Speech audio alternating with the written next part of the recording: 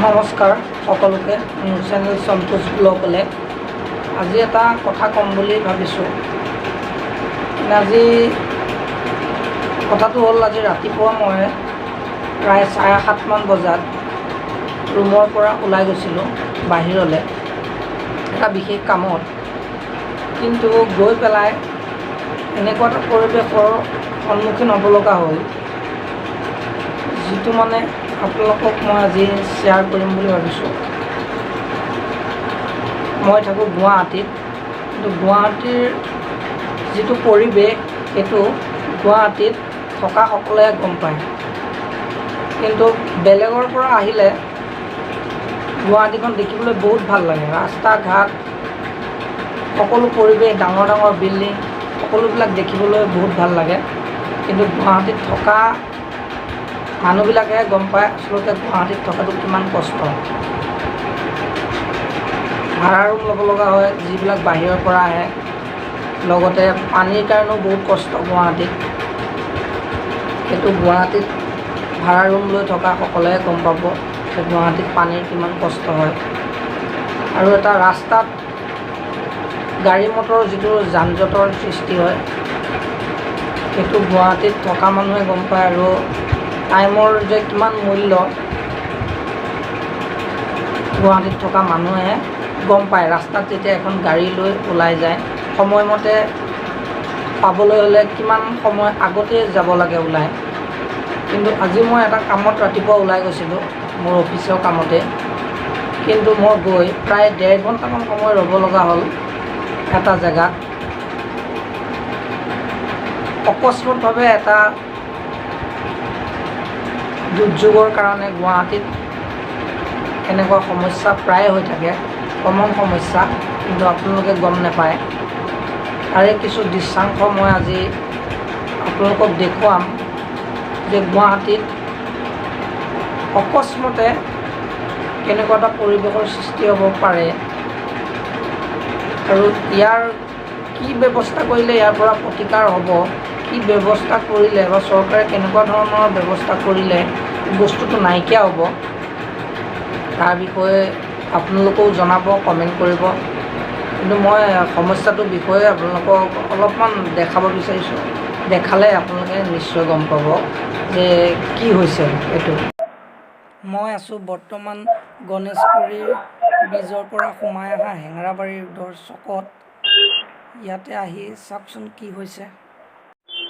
এজাক বৰষুণ আহিল আৰু 10 মিনিটৰ ভিতৰতে এনেকুৱা পানী হৈ গ'ল যে গাড়ী লৈ আগবাঢ়িব নোৱাৰা গ'ল। চাওক আপোনালোকে কি পৰিৱেশৰ সৃষ্টি হৈছে, সাগৰ সদৃশ পৰিৱেশ সৃষ্টি হৈছে।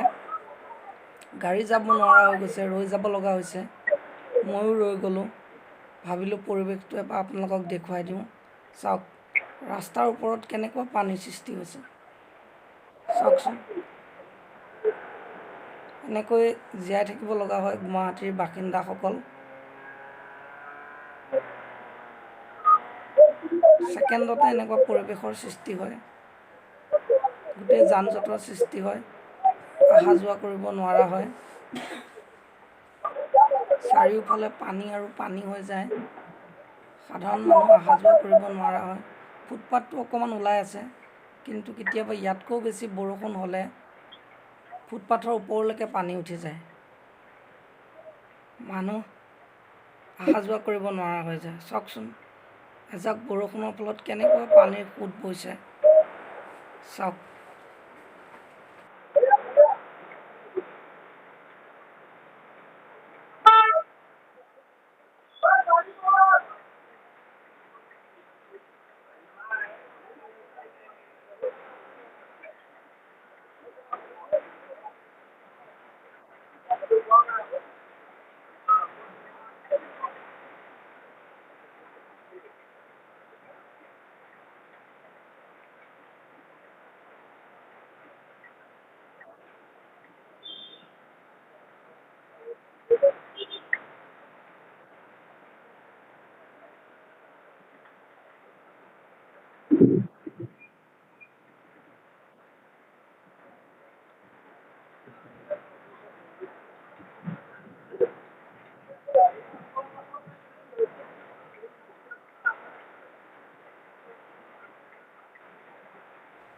এজাক বৰষুণ দিলে গুৱাহাটীত এনেকুৱা পৰিৱেশ প্ৰায় দেখিবলৈ পোৱা যায়। গুৱাহাটীবাসীৰ বাবে এইটো এটা সাধাৰণ। এতিয়া আপোনালোকে নিশ্চয় গম পালে যে গুৱাহাটী এজাক বৰষুণৰ ফলত কেনেকুৱা সমস্যাৰ সৃষ্টি হ'ব পাৰে। ৰাস্তা ঘাটৰ ওপৰত সাগৰ সদৃশ এটা পৰিৱেশ সৃষ্টি হ'ব পাৰে।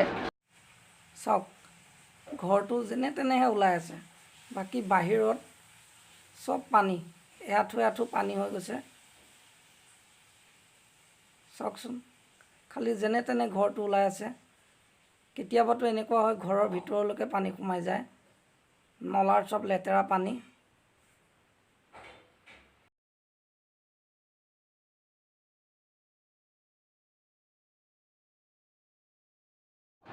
আজি ইমানতে মোৰ ভিডিঅ'টো সামৰণি মাৰিলোঁ।